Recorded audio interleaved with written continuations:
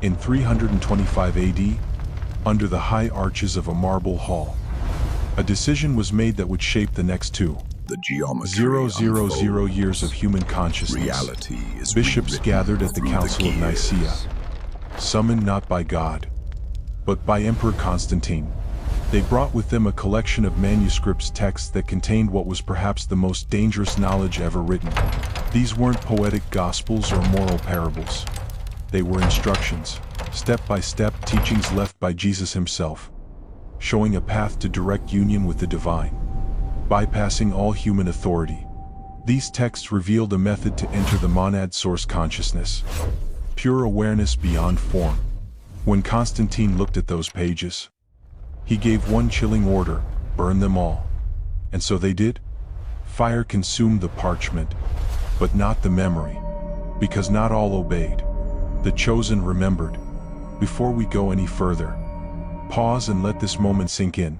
If you're feeling that magnetic pull, that inner flicker of truth, it's not coincidence, it's recognition. If this mystery is already stirring something ancient inside you, then you're exactly where you're meant to be. Make sure to subscribe right now, not just to this channel, but to the awakening path you were born for. Drop a comment telling us where in the world you're watching from, and what time it is where you are. There's something powerful about seeing others awaken across the globe in real time. And if this video already feels like it's unraveling something important, share it with someone else who's ready. Confirm in the comments, I understand the mystery in the title. Exact. If you're still reading this, it means you're feeling something they feared most: a subtle restlessness, a sacred dissatisfaction. It's not confusion. It's not weakness. It's the echo of an ancient knowing buried deep within you. You felt it in the hollow rituals, the empty prayers, the mechanical repetition of belief systems that never touched your soul. You tried to follow, to believe, to obey. But no matter how loud the choir sang or how high the sermons reached, a voice inside whispered, "This isn't it." That voice wasn't doubt. It was remembrance. A remembrance of the power that was stripped from you, rewritten, buried under centuries of dogma designed to keep you small. Because the truth is this: the church didn't just hide knowledge. It severed your access to your own divine source. It replaced sovereignty with submission, direct experience with dependency. Jesus never spoke of rituals or priests as gatekeepers to God. He spoke of the kingdom within, not as metaphor, not as poetry, but as a reality more real than this world. He showed it to a few, not because he was elitist, but because only a few were ready. And readiness isn't about worth, it's about willingness to let go of illusions. This is the part they couldn't allow the masses to see. A human being who has direct access to the monad to God is a being beyond control. You cannot guilt them into obedience. You cannot bribe them with heaven or threaten them with hell. They know who they are, and they don't need permission to be it. That kind of person is dangerous to every institution built on control. That's why the method had to be erased. That's why the chosen had to be hunted. And that's why you were never supposed to find this. But they made one miscalculation. They underestimated the power of memory. The chosen preserved the method, encoded it in symbols, whispered it through generations, carried it like a flame hidden in their hearts. And now, in this strange age of algorithms and instant communication, the flame has found you. Maybe it feels accidental. It isn't. You didn't find this by scrolling, you found this because your soul is ready. And now you stand at the edge of a threshold. What you're about to learn will not be comfortable. It will dismantle everything false you were taught to believe. It will cost you your old self, but it will return to you everything real that was taken. So here is your warning. Once you know, you cannot return to not knowing. Once you see, you cannot unsee. There is no going back to sleep.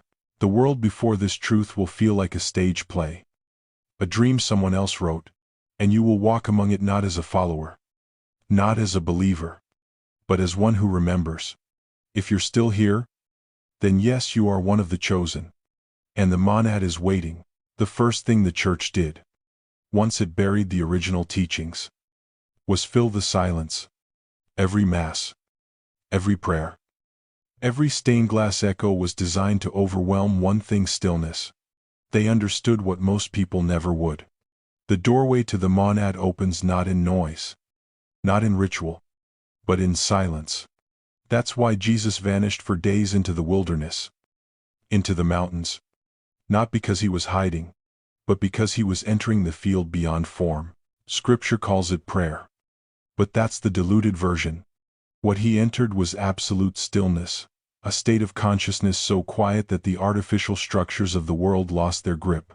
In that silence, the portal to source reveals itself. Modern life has been engineered to make this nearly impossible. You are bombarded every moment with pings, with screens, with endless loops of thought. Silence isn't just rare, it's treated as a threat. Because in silence, conditioning unravels. In silence, the voice of truth begins to speak, and it does not speak in language. That's why this step is the most difficult and the most essential. It's not glamorous. You won't be surrounded by incense or choir music. You'll be alone with yourself. And in that space, something sacred begins to stir. Find a place where you won't be disturbed. Sit with your spine upright. Set a timer for 20 minutes. Close your eyes and then stop. Don't pray. Don't beg. Don't chant or ask for anything. You've done that your whole life, and it's brought you here. Now, just be. Let the thoughts rise like smoke and pass without clinging. What you're looking for is the gap, the still point between thoughts, the quiet behind the noise. At first, your mind will rebel. It will scream that you're wasting time, that nothing is happening, that you need to check something, fix something, move. That resistance is 2,000 years of programming speaking. It's the accumulated force of every voice that told you divinity must be earned through obedience. It's the imprint of every building that made you kneel. Push through it, not with force, but with awareness. Watch the thoughts, watch the doubt, and ask, who is watching? That question is not rhetorical. It is the first crack in the illusion, because the one who watches is not fragmented. It is not anxious or afraid. It is whole. This awareness, the observer behind all inner noise, is your true self. In the ancient schools Jesus drew from, this was known as the seat of the monad within, not a distant God in the sky, but a still, eternal witness pulsing within you. When you return to this awareness, your scattered parts begin to fall back into orbit. The part that hungers for truth, the part that doubts, the part that feels broken. In this quiet seeing, they begin to unify, one by one. The fragments dissolve into presence. This is not imagination. This is not philosophy. This is the beginning of internal resurrection. You were never meant to be torn apart. You were meant to become whole. And the first law of wholeness is silence. Because in silence, no one is directing your mind but you. And when no one is directing it, the truth begins to surface on its own. Not taught. Remembered? Do this daily. Not as a task, but as a return. Each time you enter the silence, you reclaim a piece of yourself that the world tried to claim. You won't need to force anything. The portal begins to reveal itself on its own. You may feel a pulling in your chest, a warm pressure behind your forehead, a subtle shift in perception. These are signs of the seal loosening. You're not imagining it. You're remembering it. And you're not alone. The ones who preserved this path walked through that same silence, carrying the same resistance. And now, you follow the same steps. You've begun the first phase of initiation, not into a church, but into your own being. What begins in silence will lead to a rebirth so profound. The old world will no longer recognize you. That's not tragedy. That's liberation. And it all begins here in stillness. In the forgotten temple within, there is a moment in the silence when something begins to shift. Your thoughts thin out. Your body feels less solid. And a strange awareness blooms at the center of your forehead. It's not imagination. It's the eye Jesus spoke of when he said, "If your eye is single, Your whole body will be full of light. The church turned that line into metaphor, a riddle to be interpreted away. But it was literal. Hidden behind bone and tissue lies the pineal gland, the biological anchor of the third eye, the gateway to the monad. Every ancient tradition knew this. Jesus did too. And that's why it had to be erased. What they couldn't destroy through fire, they buried in shame. They called the third eye evil, occult, demonic. They warned you against it while quietly poisoning it. Fluoride in your water, processed food, blue light from your screens, not coincidences, but methods. Over time, the pineal calcifies. It hardens like a sealed gate. You were trained to dismiss it, to scoff at it, to fear what might happen if it ever awakened. Because if it does, you see what they never wanted you to see, the real world behind the veil. Now that you've begun to enter silence, the next phase begins. Bring your awareness to the space between your eyebrows. Not in imagination and sensation. Close your eyes and feel for the center point, deeper than skin. Behind your forehead. Like a subtle magnetic pull. Breathe into it. Inhale. Focus. Exhale. Let it expand. With each breath, you are clearing the gate. The pressure may build. You might feel tightness, tingling, or light flickers behind closed eyes. That's not hallucination. That's your natural sight returning. As this center activates, you may begin to see symbols, geometry, colors, things you can't explain. Don't chase them. Don't name them. Just observe. The activation is not a performance. It's a restoration. You are reclaiming what was biologically and spiritually shut down. This is the crossing they feared most. Because the moment your third eye opens, you begin to pierce the illusion. Society's narratives, religious distortions, even your own limiting beliefs, they start to dissolve. And as they do, something deeper pulls your awareness upward.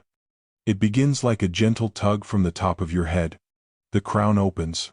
You may feel like your sense of self is floating upward, stretching beyond the body. This is the passage Jesus walked. Not metaphor, not allegory, actual inner ascension. He said the kingdom was within because he found it there. And he showed others how to do the same, not all. Only those ready to let go of everything false. This stage can be terrifying. As you rise, your identity unravels. Not because you're dying, but because the mask is falling. There will be a moment, brief but eternal, where you won't know who you are, where everything you clung to as me dissolves. The ego panics. But if you surrender, you pass through. On the other side, you do not find nothing, you find everything. Not as concept, but as experience. The monad, infinite love that thinks, conscious intelligence. The awareness that you have always been and always will be. You remember. This is what made Jesus dangerous. Not his miracles, not his teachings, but his state. He wasn't theorizing God. He was living it, breathing it. He and Source were one, and he told others they could be too. That's what got him killed. Not his defiance, but his freedom. And that's what they've been trying to prevent ever since. But they failed. Because here you are, standing where he stood. Not outside, but within. Do not rush this. It may take days, or weeks, or months. The timeline doesn't matter. The conditioning is deep, but it cracks when you commit to silence, to awareness, to the center. Let the process unfold. The portal will open not when you force it, but when you finally stop resisting. You return from the crossing changed, not with a halo or a title, but with something far more dangerous: freedom, real freedom. Not the illusion sold by systems that promise salvation if you obey. When you've seen the monad, when you've remembered that you and Source are one, no one can shame you back into smallness. The lies become transparent. You hear them in sermons, in conversations, in your own inner voice, and you can no longer believe them. The illusion doesn't hold. First comes clarity. Your mind no longer grabs for answers from outside. You see through manipulation with surgical precision. Guilt doesn't work. Fear doesn't bite. You no longer react the way you used to because you've stopped identifying with the parts they trained you to operate from. You're whole again. And from that wholeness, something else wakes up: ability. Real intuition. Not just a hunch, but deep knowing. You sense what's coming. You read energy like language. Manifestation becomes almost immediate because nothing inside you is blocking the signal. But this power is not loud. It's not about showing off. It hums beneath your skin, calm and steady. That's what makes it disruptive. You become impossible to categorize. You are no longer a believer, nor a skeptic, not a rebel, not a follower. You're something they don't have language for: sovereign. And in a world built on control, sovereignty is a threat. The system doesn't sit quietly while you wake up. It sends reminders. People around you might say you've changed, that you've drifted too far, lost your grounding. They'll urge you to come back to church, to family norms, to old ways. It's not personal. It's programming trying to pull you back in. You threaten their comfort simply by existing as someone who no longer needs permission to be whole. This is the part where many fall. They awaken the eye, touch the monad, but cannot hold the vibration in the old world. They get pulled into guru worship, into spiritual superiority, into bypass. That's not awakening. That's another trap. You're not here to escape the body. You're here to anchor the divine through it. You are the bridge between source and earth. And that means living clean, grounded, aware. Protect your energy. Not everyone is meant to walk beside you. You'll feel it. Certain spaces will feel too heavy. Certain conversations will feel like static. You'll need to be selective. Not because you're better, but because you're sensitive. Your system is recalibrated now. Being around chaos will drain you fast. That's not elitism. That's survival. Learn to say no. Learn to rest. Learn to build a life where your frequency is not constantly under assault. You're not alone in this. The Gnostics tried to preserve this truth. In 180 AD, Bishop Irenaeus wrote against heresies, a blueprint for tracking and destroying anyone who taught direct access to God. Whole lineages were erased, libraries torched, wisdom systems shattered. Why? Because once awakened people gathered. The old world cracked. And it's cracking again. This moment now, in 2025, is what they didn't see coming. That the very tool built to control minds, the digital grid, would be the path through which the chosen find each other again. The truth spreads faster than fear now. And no institution can bury what's already been reborn in thousands of awakened hearts. You are part of that wave. That's why this found you. What happens next is not scripted. There's no path to follow. No savior to wait for. You are it. You are the awakening in human form. The monad is no longer a mystery. It's memory. You've crossed. You've returned.